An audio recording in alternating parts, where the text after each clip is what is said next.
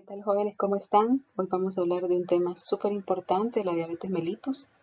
He tenido que partir la clase con el objeto de que el archivo no sea tan pesado y poderle subir el URL con facilidad. Entonces, en esta primera clase vamos a hablar de generalidades de diabetes y luego me voy a detener en la fisiopatología de la diabetes tipo 1. En el próximo audio que les suba vamos a hablar de la diabetes de tipo 2. Antes de comenzar con la clase, es súper importante que hagamos una diferencia etimológica de las palabras que vamos a estar utilizando. Para el caso diabetes, aunque todos relacionamos diabetes con diabetes mellitus, la palabra diabetes solo significa un exceso de orina. Eso quiere decir, y esto es importante porque en este mismo registro vamos a hablar de patología hipofisiaria, hay otra entidad que se llama diabetes insípida, que no tiene nada que ver con niveles altos de glucosa en sangre, sino que tiene más que ver con un trastorno de la hormona antidiurética, como ustedes pueden ver acá, la diabetes insípida. Cuando nos referimos a diabetes mellitus, ahí sí, mellitus significa miel. Entonces, un exceso de orina por exceso de azúcar en la sangre. Bien, entendiendo esto, vamos a definir diabetes mellitus como un grupo, no una enfermedad, un grupo de trastornos metabólicos que comparten la característica de hiperglucemia o aumento de la glucosa en sangre. Y entonces esta diabetes mellitus, este grupo de trastornos, pueden ser causados por problemas en la secreción de la insulina, por disminución de la utilización de la glucosa o por un incremento de la producción de glucosa, que esto sucede en el hígado. Entonces existen varios tipos diferentes de diabetes que se van a dar por una compleja interacción, como van a ver más adelante, entre factores genéticos, factores ambientales y también el estilo de vida. Un poquito de epidemiología de la diabetes mellitus, esto es sacado de Harrison. Estos datos son de Estados Unidos. Para Estados Unidos, la diabetes significa la primera causa de nefropatía terminal, entendida como una insuficiencia renal crónica de grado 5 con una tasa de filtración glomerular menor de 15 mililitros por minuto. También para Estados Unidos la diabetes representa la primera causa de amputación no traumática de miembros inferiores. Ustedes pueden observar en esta figura cómo este paciente ha sido amputado, no fue porque tuvo un accidente de tránsito, no fue porque se cortó con una máquina de esas que cortan árboles, fue por una úlcera. Y ustedes pueden observar el otro pie del paciente, ya va por el mismo camino y ya presentó amputación de todos los dedos del pie. También la diabetes representa en Estados Unidos la primera causa de ceguera en adultos, ¿verdad? Ocasionado por una complicación que es la retinopatía diabética. Y como ustedes recordarán de las clases de dislipidemia, de infarto, también es un factor de riesgo cardiovascular. En estas imágenes vemos una úlcera diabética ya con exposición de tendones, ligamentos e incluso con gangrena. Y en este caso un paciente en diálisis, ¿verdad? Por una enfermedad renal terminal.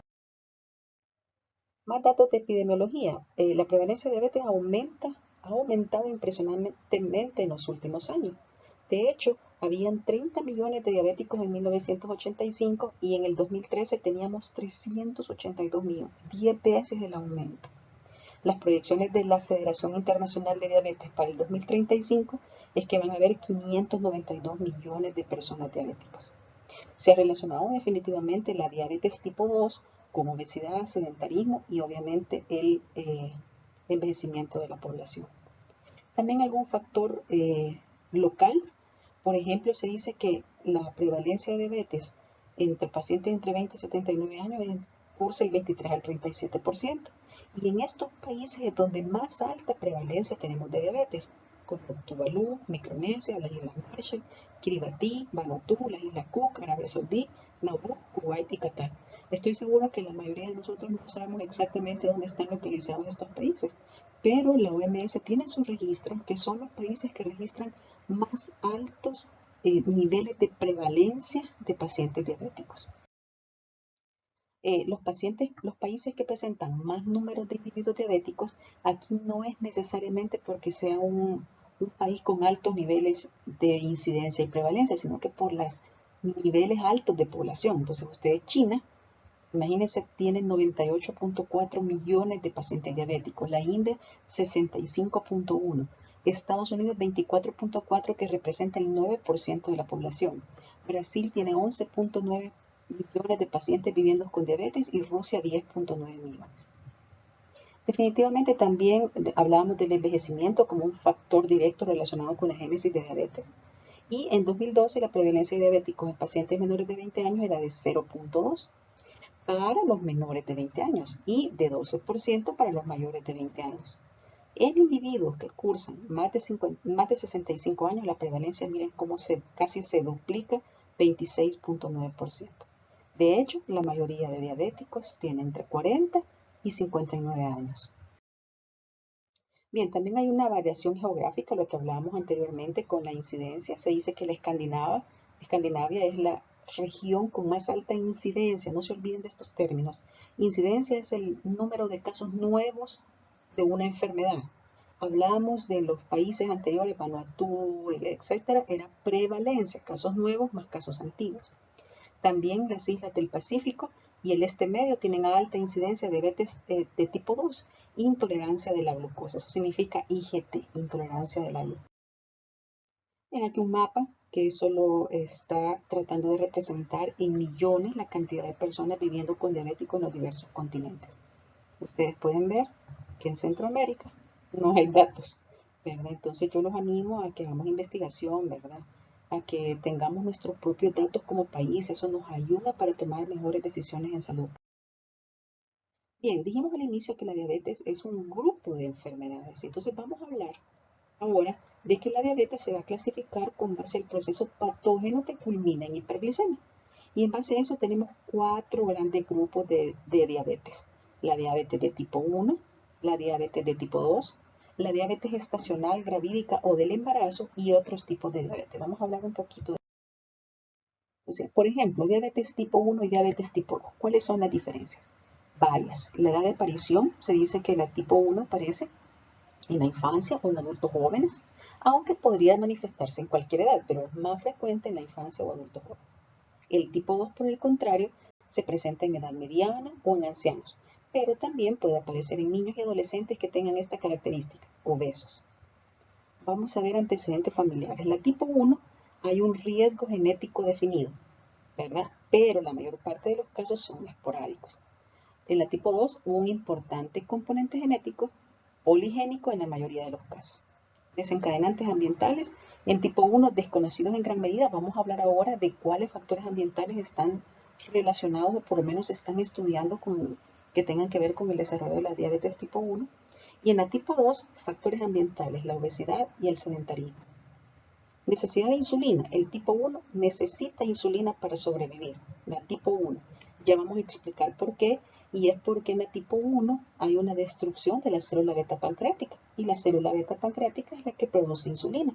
Entonces, si el diabético de tipo 1 tiene destrucción de más del 90% de su célula beta pancreática, no tiene insulina. Va a requerir insulina para sobrevivir. No es una opción, no es un tipo de tratamiento, es el único tratamiento para ellos. En la tipo 2 se puede utilizar insulina, pero no es la base del tratamiento, porque en el diabético de tipo 2 no hay destrucción de la célula beta, tenemos células beta funcionantes. El problema más que todo es de utilización de la glucosa y de producción hepática de glucosa. Entonces aquí sí podemos usar todos aquellos fármacos que ustedes ven en su materia de farmacología, las sulfonilureas, las biguanidas, la metformina, las glitazonas, los inhibidores del GLP-1 y también insulina en algunos casos que lo vamos a ver. Frecuencia entre los pacientes diabéticos. Gracias a Dios la diabetes de tipo 2 representa 5 o 10% del total de diabéticos, pero miren la tipo 2, más o menos el 90% de los diabéticos. ¿Pueden tener estos dos tipos trastornos patológicos asociados? Claro que sí. En el tipo 1 definitivamente autoinmunidad, sobre todo enfermedad tiroidea, otros trastornos endocrinos como la adrenalitis autoinmune y una intolerancia al gluten o enfermedad celíaca. Y en el tipo 2, casi todos los diabéticos, aunque no desarrollan al inicio estas enfermedades, en el curso de la enfermedad van a resultar hipertensos, van a tener problemas de colesterol y triglicéridos o síndrome metabólico o ovario poliquístico. Esas son algunas. Diabetes gestacional. Bueno, esta evidentemente solo se va a presentar en la mujer durante el embarazo y se define como un desarrollo de una intolerancia a la glucosa durante el embarazo. Básicamente el mecanismo patológico acá es una resistencia a la insulina relacionado con los cambios tardíos del embarazo y también un incremento de los requerimientos de insulina durante el embarazo. Se presenta en 7% de los embarazos con unas cifras que van entre 1 y 14% de todos los embarazos.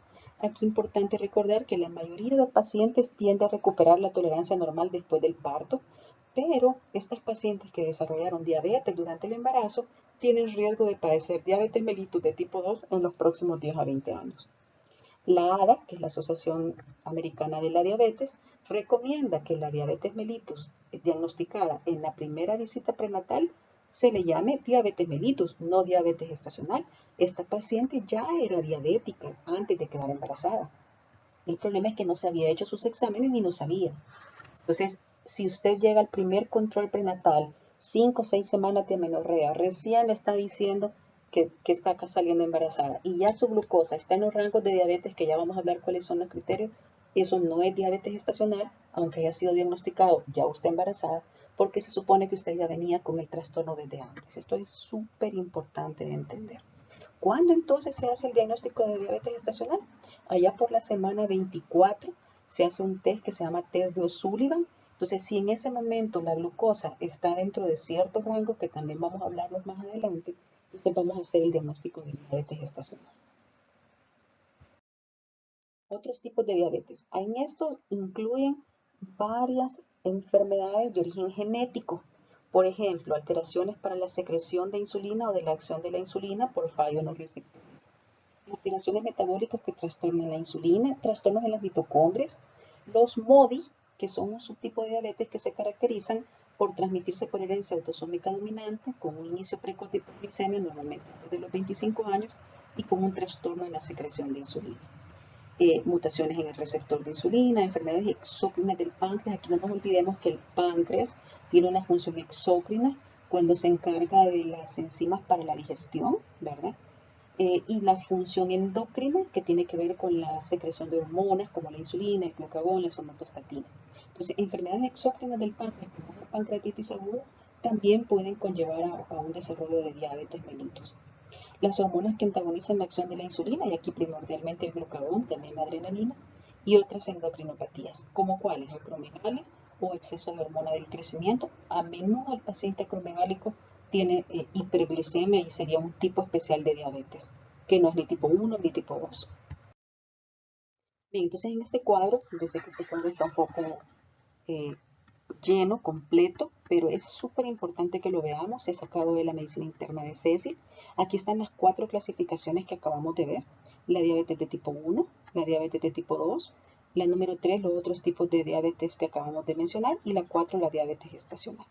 Entonces acá en la diabetes de tipo 1, causa inmunitaria o idiopática, la tipo 2 por resistencia a la insulina, y en otros tipos específicos de diabetes, los defectos genéticos que yo les decía, mutaciones en el factor de transcripción nuclear, mutaciones en la glucosinasa, veamos aquí defectos genéticos en la acción de la insulina, resistencia de la insulina de tipo A, una enfermedad que se llama leprechaunismo, que me gustaría que investigaran qué es, síndrome de lipodistrofia, las enfermedades del páncreas exócrino, miren, pancreatitis, una pancreatectomía, una neoplasia de páncreas, fibrosis quística, hemocromatosis, etcétera, pueden culminar con el desarrollo de un tipo de diabetes.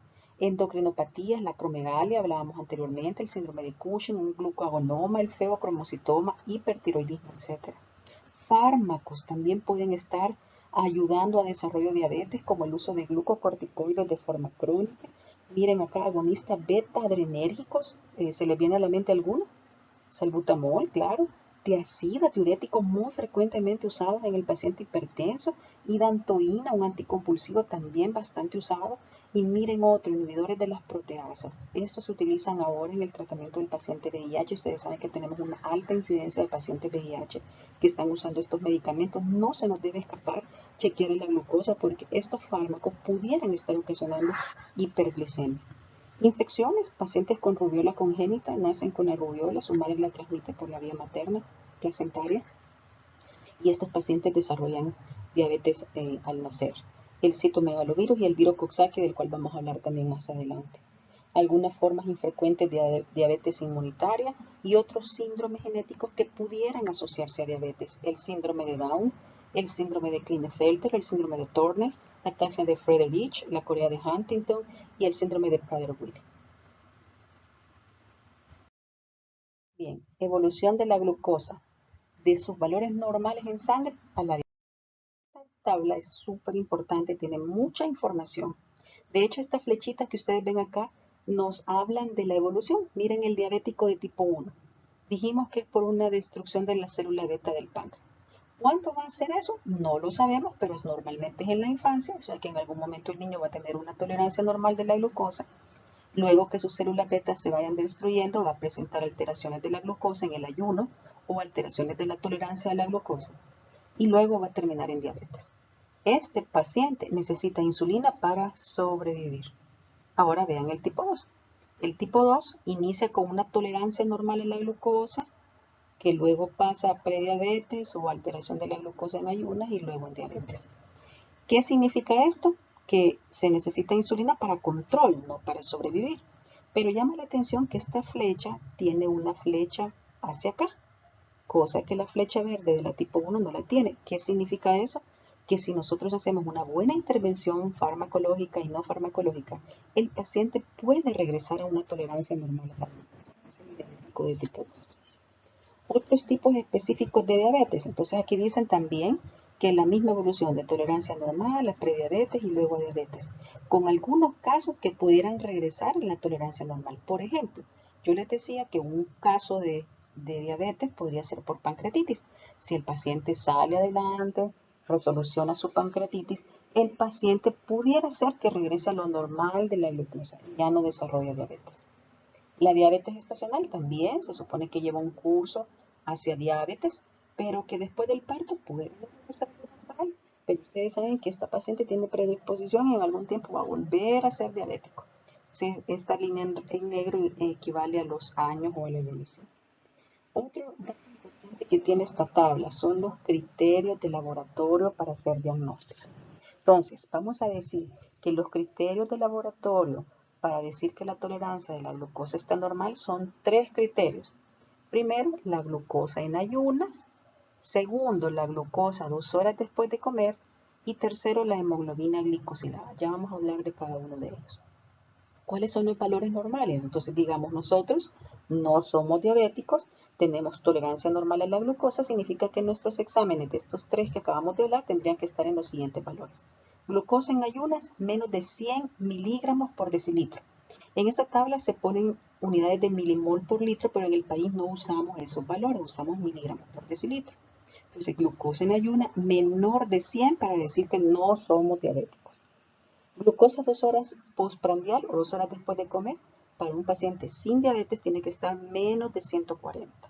Menos de 140. Y una hemoglobina glicosilada menor de 5.6%. Ya vamos a hablar qué significa esto.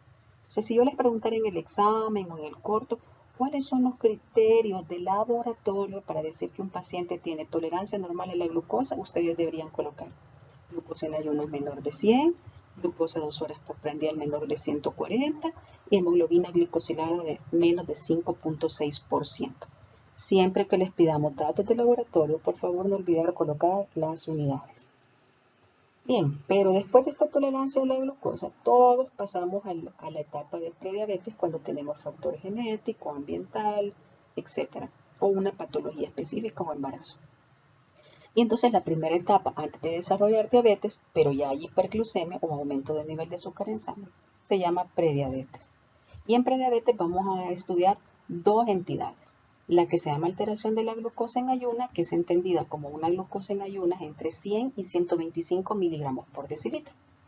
O una intolerancia a la glucosa o a los carbohidratos, que es entendida como una glucosa 2 horas después de comer entre 140 y 199 y una glicosilada entre 5.7 y 6.4. Otra vez, si yo les preguntara en el examen o en el corto cuáles son las alteraciones de laboratorio para diagnosticar prediabetes, llámese alteración de la glucosa en ayunas o intolerancia a los carbohidratos, estas 3 serían los valores que tienen que poner. Pero digamos que en este caso el paciente prediabético no hizo caso, siguió comiendo pupusas, siguió engordando, más ejercicio, más su factor genético hereditario y otros factores ambientales y va a diabetes. Y entonces estos son los criterios de laboratorio para diagnosticar diabetes. Una glucosa en ayuno mayor o igual a 126 miligramos por decilitro. glucosa 2 horas postprandial mayor o igual a 200 miligramos por decilitro y una hemoglobina glicosilada mayor o igual a 6.5%. Entonces, esta tabla, aunque ustedes ven que no tiene ninguna letra escrita, solo es la muy tabla que ha sido sacada de Harrison, por cierto, habla mucho, ¿verdad? Da bastante información y yo necesito que cuando estén repasando su clase la puedan entender. Hoy van a tener el audio, van a poder parar, ponerlo en pausa, retroceder y volverme a escuchar hasta que puedan entenderlo apropiadamente.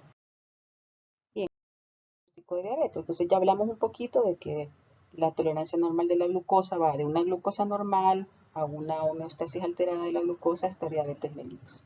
Y que para ello ocupamos tres herramientas: la glucosa de ayuno, la hemoglobina glicosilada y la respuesta a la carga de glucosa o glucosa 2 horas después de comer. Entonces, los criterios diagnósticos los volvemos a repetir. Aquí está un paciente con tolerancia normal, aquí está un paciente con alteración de la diabetes y aquí alteración de la glucosa o prediabetes y aquí con diabetes. Solo aquí una aclaracióncita. Este fue sacado de Cecil y ustedes ven que yo les acabo de decir atrás 5.6. Entonces necesito que acá ustedes pongan menos de 5.6 en este paso, aquí de 5.7 a 6.4 y aquí está bien de 6.5. Pero en este caso sería 5.6. Se los voy a señalar, ¿verdad?, para que puedan hacer ese cambio. Esto depende de la bibliografía. Si ustedes me lo ponen en el examen no estaría mal, está bien, todo y cuando respalden que su respuesta fue basada en el libro de Cecil. Pero para seguir como la uniformidad de los criterios, vamos a encontrar que una hemoglobina glicosilada normal será entendida como menos de 5.6%. Y por favor no se olviden, aquí están las unidades: miligramos por decilitro, miligramos por decilitro. Y para la hemoglobina glicosilada, como es un porcentaje que ya les voy a explicar qué es el porcentaje. Bien, relación entre hemoglobina glicosilada con los niveles de glucosa. ¿Qué es eso de la hemoglobina glicosilada? Bueno, la hemoglobina glicosilada es un porcentaje de la unión de la hemoglobina a la glucosa, pero nos ayuda a saber, gracias a la vida media de los glóbulos blancos de 120 días, cómo ha estado el nivel de glucosa en nuestro paciente en los últimos 3 a 4 meses. Esto es importante, ¿verdad?, para saber si el paciente ha estado adecuadamente controlado. Ya vamos a hablar cuáles son los valores para que un paciente se pueda controlar. Pero supongamos que hemos dicho que la hemoglobina glicosilada menor de 5.6 es lo ideal. ¿Qué correlación tiene esto con el nivel de glucosa en sangre? Un paciente con una hemoglobina glicosilada de 5 se dice que ronda los 97 miligramos de glucosa, o sea, está excelente. Si un paciente ya tiene 6 de hemoglobina glicosilada, ya tiene 126 de glucosa en sangre. Ustedes saben que este 126 es el criterio de diagnóstico de glucosa en ayunas para un paciente diabético. Si tiene 7 de hemoglobina glicosilada, equivale a 150 miligramos en sangre. Si tiene 8, equivale a 183. Si tiene 9, a 212. Si tiene 10, 240. Si tiene 11, 269 y así sucesivamente. Entonces ahora les pongo el ejemplo. Si llega su paciente diabético al control, vengo a traer medicamentos porque se me están terminando y por la cuarentena ya no voy a tener, y le llega a usted los exámenes y le dice que tiene 11 de hemoglobina glicosilada. ¿Qué significa eso? Que ha estado muy mal controlado. No ha hecho la dieta, quizás no ha tomado apropiadamente los medicamentos, no ha hecho ejercicio. Ahora el caso contrario, llega un paciente también a su control y le llega con 6 de hemoglobina glicosilada. Un paciente diabético. Muy bien, excelente. Ya vamos a hablar más adelante del control. No es el objetivo de la clase de fisiopatología hablar de esto. Esto más se ve en introducción en la clínica. Pero creo que es importante que ustedes sepan cuál es la diferencia o cuáles son los niveles a los que un paciente diabético son aceptables para decir que está controlado. Bien, esta tablita también es muy importante, sacada de Harrison. Básicamente hace unas curvas en base a la glucosa en ayuno, a la glucosa 2 horas de comer y a la hemoglobina glicosilada. Y entonces, ¿para qué exactamente es esta tabla? Esta tabla es para hacer una relación entre la diabetes y sus complicaciones con los niveles de glucosa, porque ustedes se estarán preguntando, ¿y de dónde han sacado esos valores? Y los valores se han sacado de estudios basados en evidencia. Entonces, aquí les muestro de dónde han sacado esos valores. En verde tenemos la glucosa en ayuno. Entonces, si un paciente tiene 70, 89, 93, 100, ¿verdad? Aquí ya comienza un cambio, 100, por eso es que 100 para abajo del valor normal, comienza a aumentar la incidencia de retinopatía. Entonces, por eso es que 100 ahora es nuestro criterio para decir glucosa en ayunas menor de 100 está normal, no es diabético. Ahora veamos la glucosa 2 horas después de comer. La glucosa 2 horas después de comer está en negrito, no se toma aquí porque aquí está en ayunas, aquí el paciente ya comió, se ve que la curva comienza a subir para aumento de incidencia de retinopatía aquí por los 138. Entonces de ahí se han sacado que la glucosa de 2 horas después de comer normal tiene que estar menos de 140. Y ahora veamos la hemoglobina glicosilada. La hemoglobina glicosilada está graficada en rojo, ustedes la pueden ver acá. Se mira un incremento de las complicaciones, en este caso retinopatía, como lo pueden ver acá, cuando la hemoglobina glicosilada está de 5.7 hacia arriba. Entonces de ahí se ha sacado que 5.6 hacia abajo es el valor normal de hemoglobina glicosilada. Y ustedes pueden ver cómo las tres curvas suben a medida que está más alta la glucosa en ayuno, la glucosa después de comer y la hemoglobina glicosilada. Quiere decir que un paciente con glucosa en estos valores 226, 364, 9.5 tiene un alto riesgo de desarrollar ceguera o retinopatía diabética. Bien, homeostasis alterada de la glucosa. Vamos a hablar un poquito de esto de prediabetes. Esta es una entidad patológica que la propuso la ADA y también la OMS. La ADA le llama prediabetes, la OMS le llama hiperglicemia intermedia. Las dos cosas significan lo mismo. Y es el paso previo al desarrollo de diabetes mellitus. ¿Por qué es importante esta entidad? Porque se supone que si hacemos factores de control en este momento, podemos en el paciente diabético de tipo 2, ¿verdad?, regresarlo a la tolerancia normal. Entonces volvemos a repetir, una alteración de la glucosa en ayunas es una glucosa entre 100 y 125 miligramos por decilitro. Una intolerancia a la glucosa, una glucosa 2 horas después de comer entre 140 y 199, y también como diagnosticada como una hemoglobina glicosilada entre 5.7 y 6.4. ¿Qué significa que un individuo se encuentre en estos parámetros? Que tiene alto riesgo de progresar a diabetes mellitus, y como hablamos, la diabetes mellitus es factor de nefropatía, factor de retinopatía y un factor de riesgo de enfermedades. Entonces, ¿qué incluye la prediabetes? Incluye estas dos entidades: alteración de la glucosa en ayuno e intolerancia de la glucosa. Pero cada una tiene sus criterios de laboratorio. Bien, criterios de diagnóstico de diabetes. Aquí están un poquito más claros para decir que un paciente es diabético. Primero, tiene síntomas de diabetes, que ya los vamos a hablar. Pero ¿cuáles son? Poliuria, polidipsia o pérdida de peso. Viene el paciente y le consulta a usted por alguno de estos síntomas, usted le manda a hacer un examen de glucosa y le sale mayor o igual a 200. Ya tiene criterio para decir que es diabético. Solo necesita uno de ellos. O usted tiene un paciente que se hace un chequeo de glucosa en ayunas y le sale de 126 o mayor. Diagnóstico de diabetes mellitus. Y se hace una hemoglobina glicosilada y le sale mayor o igual a 6.5. O le hace al paciente una glucosa plasmática a las 2 horas después de comer y le sale mayor de 200. ¿Verdad? Entonces, estos son los 4 criterios para decir que hay diabetes mellitus. Aquí se me olvidó decirles que los síntomas de diabetes que les acabo de hablar, ¿qué significa eso? Que no está en ayuno. Es decir, el paciente llega a consultar a usted a las 4 de la tarde y él desayunó y almorzó y a esa hora usted le hace el examen. Pero como ha tenido los síntomas de diabetes, poliuria, polidipsia y pérdida de peso, usted puede hacer el diagnóstico. En este caso, usted puede corroborarlo y al siguiente día mandarle la glucosa 2 horas postprandial, la glucosa en ayuno y la hemoglobina glicosilada. Aprovecho para decirles que la hemoglobina glicosilada no necesita que el paciente esté en ayuno. Entonces, este es un buen método de diagnóstico. Bien, ahorita vamos a hablar de la hemoglobina glicosilada o hemoglobina 1C. La hemoglobina glicosilada se forma por la glucosilación enzimática de la hemoglobina y su porcentaje refleja la exposición de la molécula de hemoglobina a la glucosa durante la vida de los eritrocitos, que son entre 90 y 120 días. Estamos hablando de 3 a 4 meses. La concentración de hemoglobina 1C presenta una relación muy predecible con las concentraciones medias de glucosa en los últimos 3 o 4 meses previos. La relación entre las concentraciones de hemoglobina y los promedios de glucosa se basó en el resultado del estudio DSCT que se realizó allá por 1984 que se llama Ensayo sobre el control y complicaciones de la diabetes, y allí fue que la hemoglobina glicosilada tomó auge. Hay algunos factores que hay que tomar en cuenta con la hemoglobina glicosilada. Puede ser alterada por enfermedades que alteren la supervivencia de los eritrocitos, como el paciente que tiene anemia hemolítica. También puede ser alterada por la fructosamina y la albúmina glicosilada y por algunas interferencias técnicas en los laboratorios. Entonces acá algunos procesos que pueden influir en la medición de la hemoglobina. Por ejemplo, una menor vida de los eritrocitos, como por ejemplo decíamos la anemia hemolítica o una hemorragia. Este paciente va a tener una hemoglobina falsamente baja, ¿verdad? Porque tiene menos glóbulos rojos.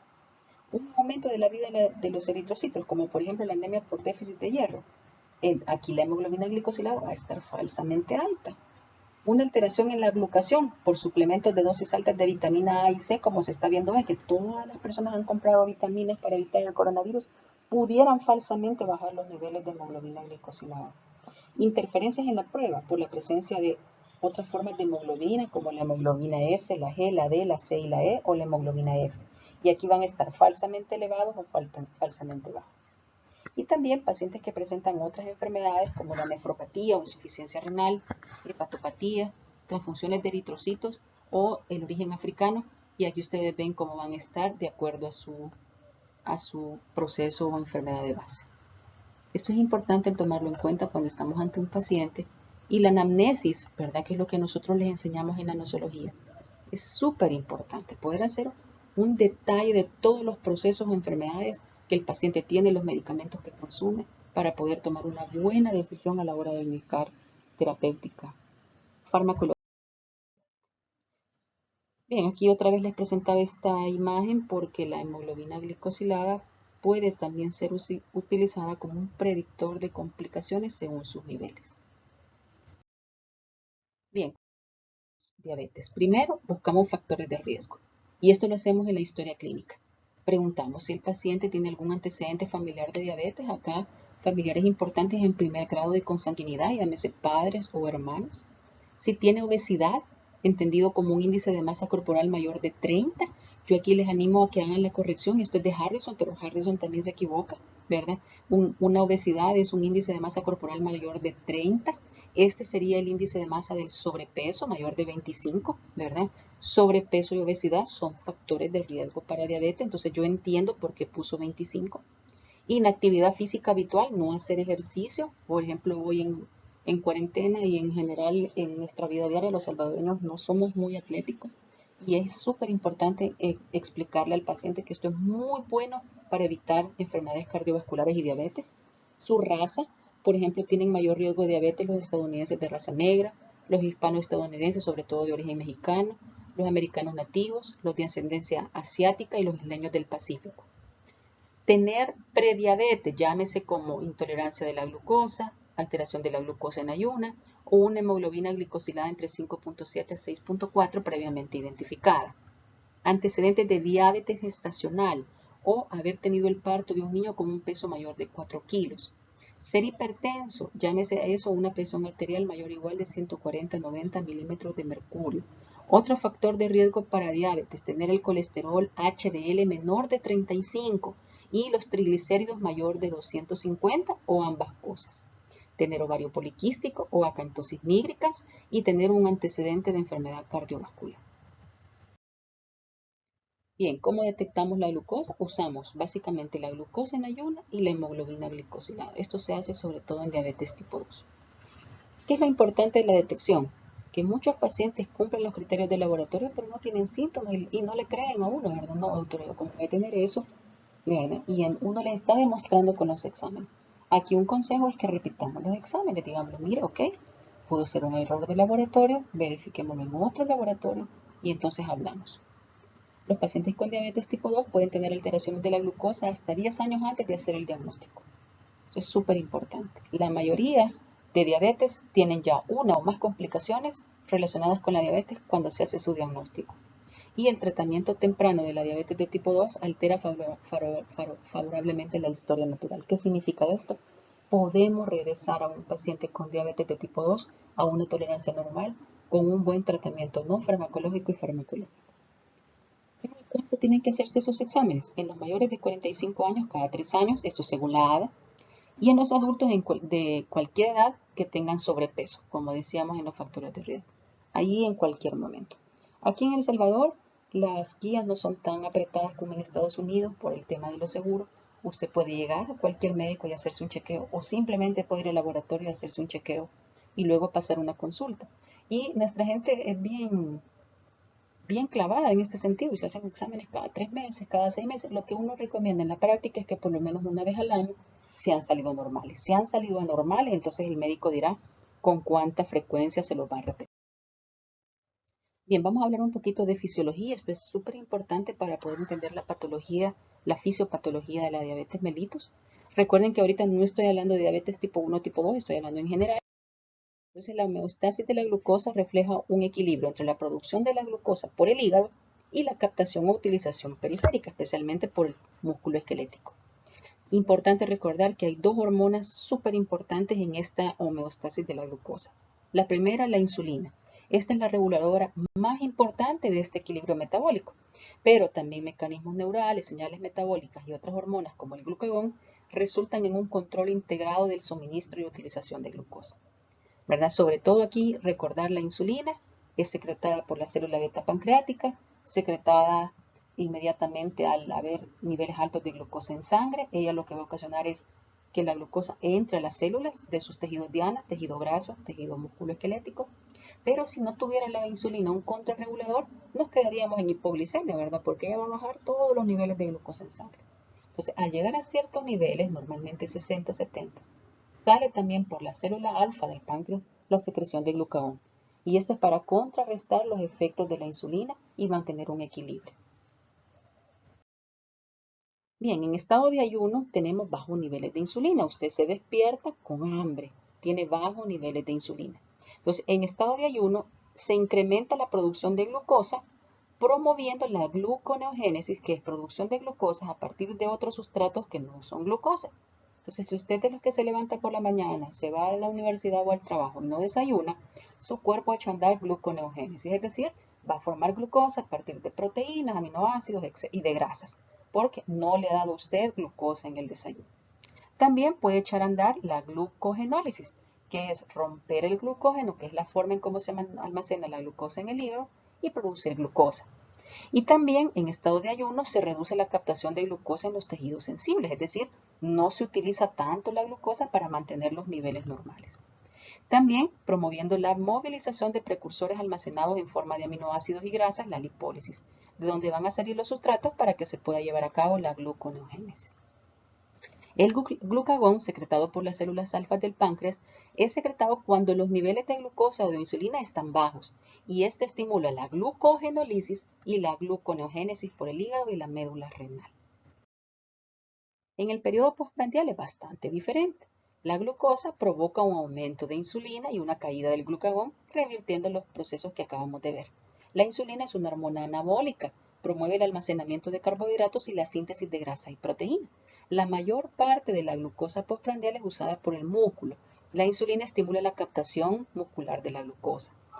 Importante que recuerden que el cerebro utiliza la glucosa de una manera muy independiente, ya que el cerebro no tiene reservas de ningún tipo y necesita exclusivamente el aporte de glucosa exógeno. Y es por eso que síntomas de hipoglicemia y los primeros son de origen nervioso central. Bien, vamos a hablar un poquito de la insulina, su biosíntesis, su secreción y su acción. La insulina, como hemos venido hablando, es producida en la célula beta pancreática. Ya vamos a ver una imagen que necesito que se les quede. Se sintetiza como un precursor, la preproinsulina, que tiene 86 aminoácidos, aquí la pueden ver. Luego se elimina el péptido señalamino generando la proinsulina por proteólisis. La escisión del fragmento 31 genera el péptido C, que es este, y también la insulina en su cadena A y su cadena B.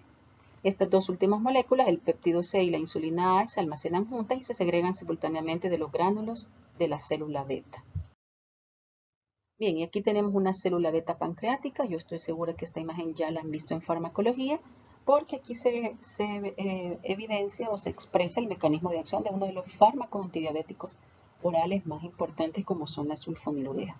Entonces digamos que esta es la célula beta pancreática, el estímulo para producir insulina es la glucosa, entonces necesitamos tener un transportador de glucosa que permita que la glucosa entre a la célula beta. Al entrar en la célula beta, la glucosa es transformada en glucosa C-fosfato, piruvato y por supuesto en ATP en la mitocondria. Aquí una enzima importante que la mencionamos al inicio dentro de los defectos genéticos, la glucosinasa. Sin esta no puede pasar de glucosa a ATP. Una vez tenemos ATP, se despolariza el conducto de potasio sensible que se encuentra en la membrana de la célula beta.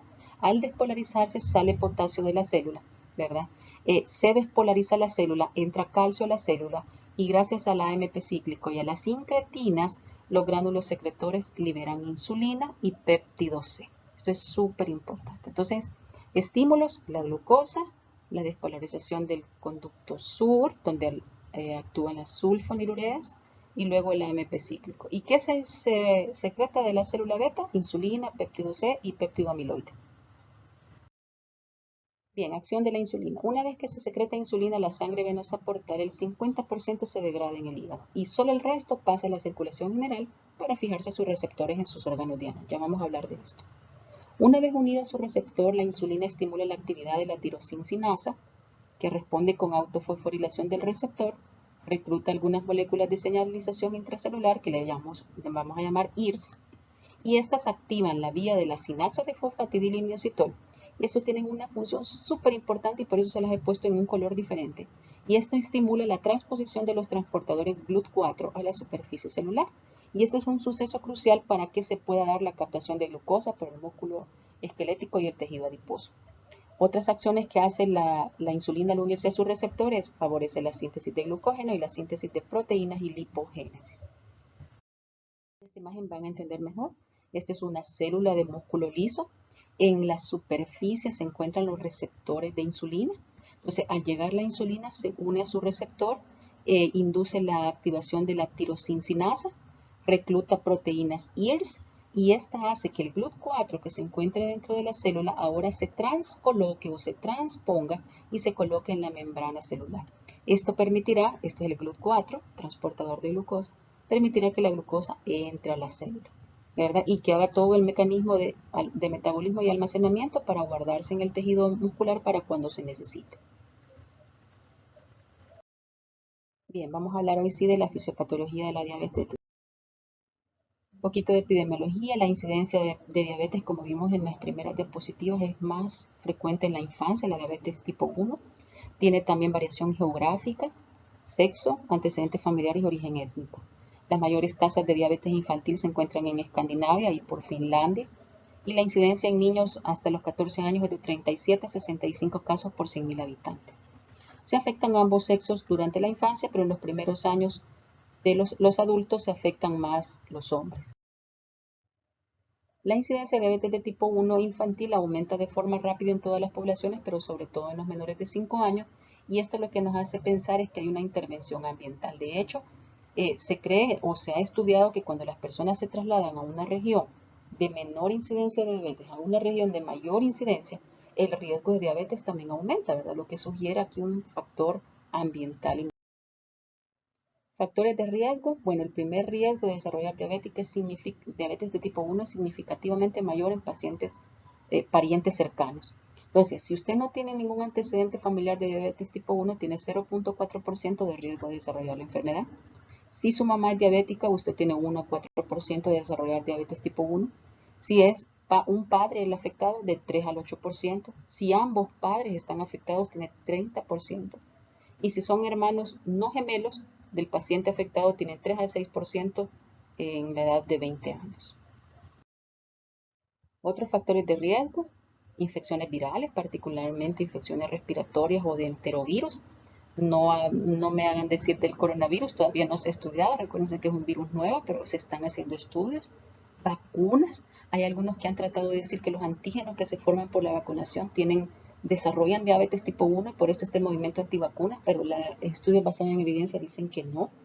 Dietas altas en carbohidratos, altas en grasas, mayor nivel socioeconómico, obesidad, déficit de vitamina D, factores perinatales, bajo peso al nacer El bajo peso al nacer y la talla menor al nacer son factores protectores, disminuyen el riesgo de desarrollar diabetes tipo 1.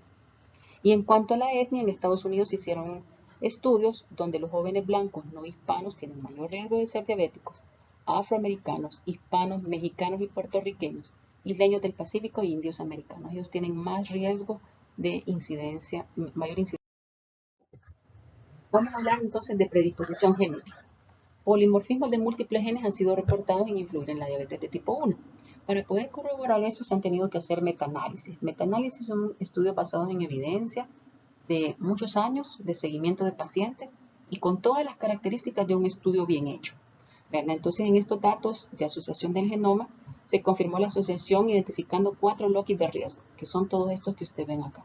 Estos 4 locis están asociados con un mayor riesgo de diabetes de tipo 1. Además, algunos locus también confieren riesgo compartido para enfermedad celíaca. Les decía yo al inicio que los diabéticos de tipo 1, por su tema de autoinmunidad, que también vamos a hablar de eso, pudieran presentar otras enfermedades de forma común.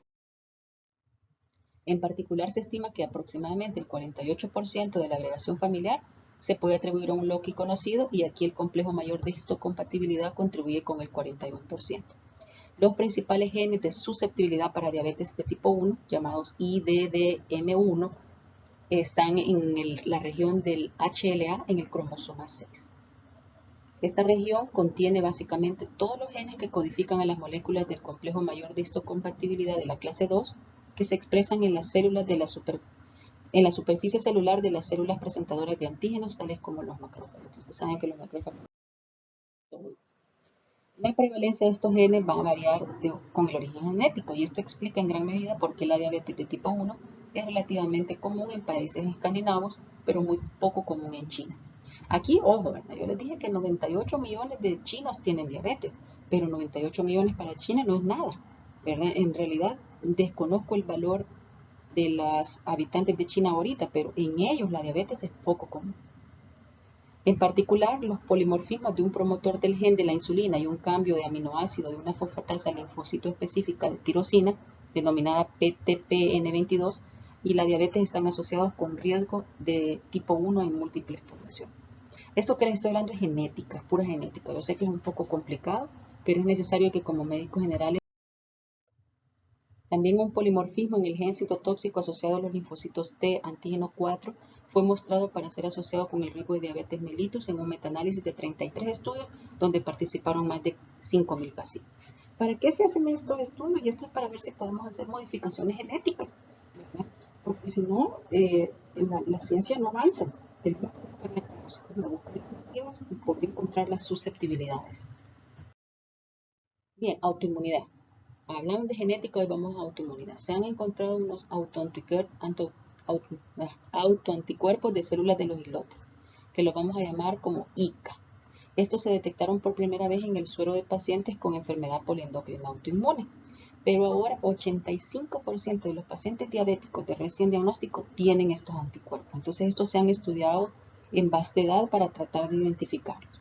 Los niños con diabetes de tipo 1 que no tienen células de los islotes u otros anticuerpos en la presentación tienen un grado similar de descompensación metabólica que los niños que sí tienen estos anticuerpos, aunque aquellos con más de los diferentes tipos de anticuerpos parecen tener una destrucción de islotes más acelerada y una mayor necesidad de insulina.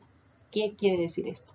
Estos autoanticuerpos se encuentran en 85% de los diabéticos de tipo 1, pero hay un 15% que no los presenta y que igualmente tienen diabetes de tipo 1. Entonces, la única diferencia es que aquellos que sí tienen los autoanticuerpos contra la célula de los islotes parecen tener una destrucción más acelerada y necesitan insulina quizás durante a más corto tiempo que los que no lo tienen. Otros autoantígenos importantes son, yo voy a hablar de ellos más adelante, la descarboxilasa de ácido glutámico. Esta es también la proteína insulinoma asociada 2, el autoantígeno zinc y la insulina. ¿Verdad? La insulina, la aparición temprana de anticuerpos contra la insulina sugiere que la insulina es un importante autoantígeno. La ácido glutámico descarboxilasa es otro autoantígeno importante contra la que se detectan anticuerpos, ¿verdad? que están presentes en los islotes, así como en el sistema nervioso central y los testículos. Los anticuerpos contra el ácido glutámico descarboxilasa se encuentran en aproximadamente el 70% de los pacientes de tipo 1. También el catión flujo de salida de zinc transportador, zinc CT8, zinc T8, también ha sido identificada como una candidato autoantígeno de la diabetes de tipo 1. 60 y un 80% de los pacientes con diagnóstico reciente de tipo 1 tienen estos autoanticuerpos. Si se fijan, no es el 100%. Esto quiere decir que hay otros factores que todavía no hemos descubierto. Pero estos son autoantígenos contra este sistema inmunitario descontrolado en la diabetes de tipo 1. Inmunidad celular, bueno, también se dice que la existencia de inmunoglobulina, específicamente la inmunoglobulina G, dirigida a los epítopos de autoantígenos de los islotes, implica la influencia en la participación de células en la respuesta autoinmune. Se están haciendo estudios basados en evidencias para hablar un poquito más de la inmunidad celular. Asociación con otras enfermedades autoinmunes, los pacientes con diabetes de tipo 1 tienen un mayor riesgo de desarrollar cualquier otra enfermedad autoinmune, pero las que más frecuentemente desarrollan son tiroiditis autoinmune y la enfermedad celíaca. Y un 1% de los diabéticos tipo 1 tienen adrenalitis autoinmune.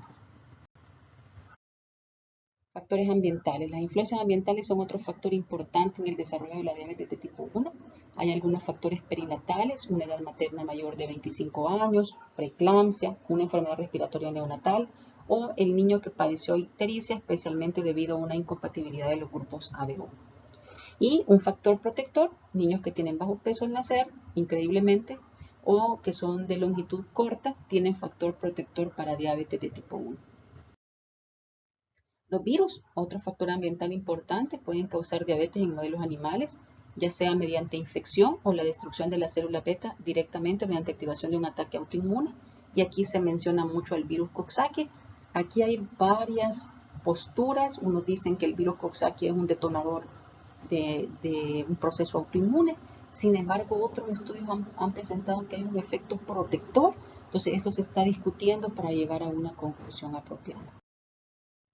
La dieta también se ha visto involucrada en el desarrollo de la diabetes tipo 1, de hecho la leche de vaca, ya que se ha propuesto que algún componente de la albúmina en la leche de vaca, presente en la mayoría de las bases de las fórmulas de leches para los lactantes, desencadena una respuesta inmune. Y también hay otra proteína que es la beta-caseína, que se ha sugerido que puede presentar una respuesta mediada por células ante esta proteína. Y esto la haría estar involucrada en la patogénesis de la diabetes tipo 1. Cereales, especialmente los que contienen gluten, aquí estamos hablando de trigo primordialmente. La primera exposición de cereales en los bebés, ustedes saben que uno le da cereales por indicación del pediatra a los recién nacidos, a los niños lactantes, entre los 4 y los 6 meses. Exponerlo antes de los 3 meses o dárselos tardíamente después de los 7 se asoció con un mayor riesgo de desarrollar autoanticuerpos contra las células de los islotes. Otra fuente dietética, los ácidos grasos omega 3. Hay algunos estudios que están insinuando que pueden estar implicados en el desarrollo de autoinmunidad, ¿verdad? Y aquí ustedes no me van a dejar mentir, las mamás no querían dar aceite de hígado de bacalao. Este aceite es rico en ácidos omega 3. Entonces dicen que los niños que están expuestos al aceite de hígado de bacalao pueden desarrollar autoinmunidad. Hay otros estudios que están diciendo lo contrario, entonces ahorita son estudios en desarrollo. Pero le pueden ir a decir a su mamá, mamá, no me des aceite de hígado de bacalao porque me puede dar diabetes. Bien, vamos a entrar propiamente en fisiopatología de la diabetes tipo 1. Como hemos visto, esta va a ser resultado de efectos sinérgicos, es decir, todos colaboran, factores ambientales, factores genéticos, factores inmunitarios, para lograr un único objetivo, destruir la célula beta del páncreas. Entonces nacemos con una masa normal de células beta, un 100% de células beta, pero a raíz de esta sinergia de estos tres factores comienza una destrucción inmunitaria en meses o con años que va a hacer que disminuyan las células beta de páncreas. Como veíamos, un estímulo infeccioso o ambiental puede ser el detonador. Entonces, esta masa de células beta progresiva va a ocasionar evidentemente un trastorno en la secreción de insulina. Inicialmente se mantiene la tolerancia normal de la glucosa. Esta velocidad de declive de las células va a ser variable de un individuo a otro. Algunos van a ir muy rápido, otros van a ir más lento, pero todos van a desarrollar en un momento el cuadro clínico de la diabetes mellitus. Entonces, esta tablita es bien importante. Aquí está en el eje de las X el tiempo en años desde que nacemos. Y aquí las masas de célula beta. Se supone que usted nace con un 100% de célula beta. Entonces, si usted tiene su célula beta funcionando, su nivel de glucosa y de insulina se encuentran normal. Pero la predisposición genética, los factores ambientales, etcétera, van a hacer que usted en algún momento, más un inmunoactivador, llámese virus, la leche de la vaca, etcétera, el aceite de hígado de bacalao, va a comenzar un proceso autoinmune en contra de las células beta para destruirlas. Y ustedes pueden ver la curva, cómo comienza a disminuir la masa de célula beta. A medida que disminuye, todavía el paciente es capaz de tener una glucosa normal, hasta que se ha destruido entre el 80%, dice Harrison, 90%, dice el UpToDate. Y entonces aquí ya comienza una diabetes manifiesta. Perdón, ¿a los cuántos años va a suceder esto? Va a variar de un paciente a otro. En unos muy temprano, a los 5 años, en otro a los 7 años, en otro a los 11 años, en otro a los 15, en otro a los 19. Entonces la diabetes se va a hacer clínicamente presente hasta que se haya destruido entre el 80 y el 90% de la célula beta.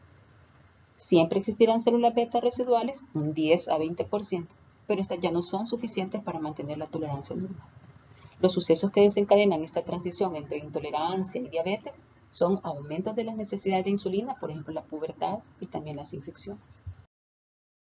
Hay un periodo famoso de luna de miel que se da 1 o 2 años después del inicio de la diabetes.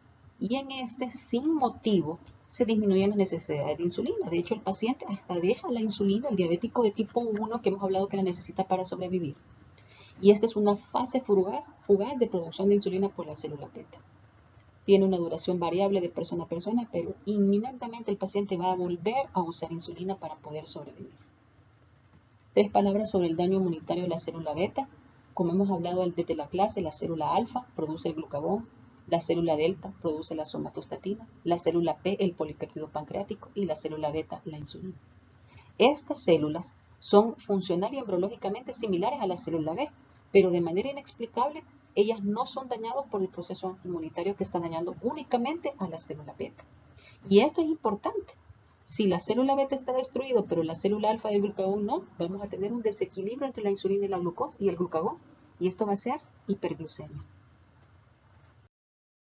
Bien, lo que sucede en la célula beta pancreática por esta autoinmunidad contra ella se llama insulitis. Y esto es que los islotes son infiltrados por linfocitos.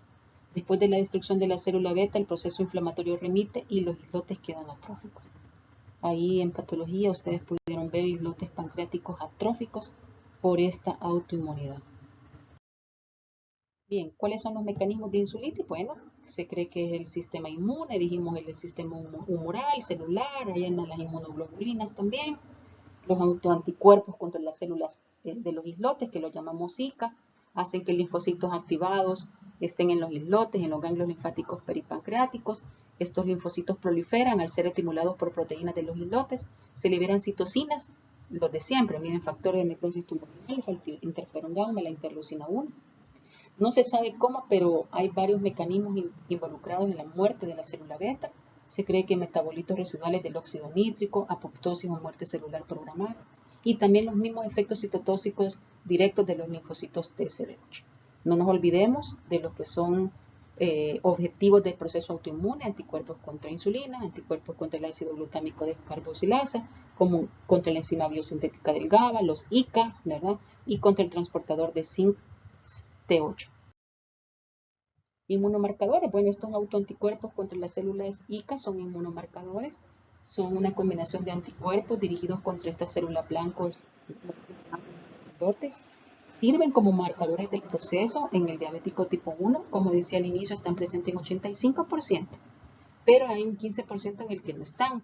Y miren también, 5 o 10% de los diabéticos de tipo 2 también lo tienen, entonces no es la prueba estándar. Pueden estar presentes, pueden no estar presentes y el paciente desarrollar. Entonces, dentro de los factores ambientales que hablábamos, 2 palabritas, el virus Coxsackie, el virus rubiola, puede que los virus contengan algunas moléculas que se parezcan a las proteínas de la célula beta y la infección viral anula la autotolerancia y desencadena una respuesta autoinmunitaria. como hablábamos, las proteínas de la leche de vaca, nitratos, esto no lo habíamos mencionado, la cantidad de nitratos que se encuentra en el agua, sobre todo en niveles superiores a 14.8 miligramos por litro. Esto ya se dice en niveles altos de nitratos. Hay un estudio que está evaluando niveles altos de nitratos con desarrollo de diabetes de tipo 1. Bien, ¿cómo clínicamente la diabetes de tipo 1 o infantil?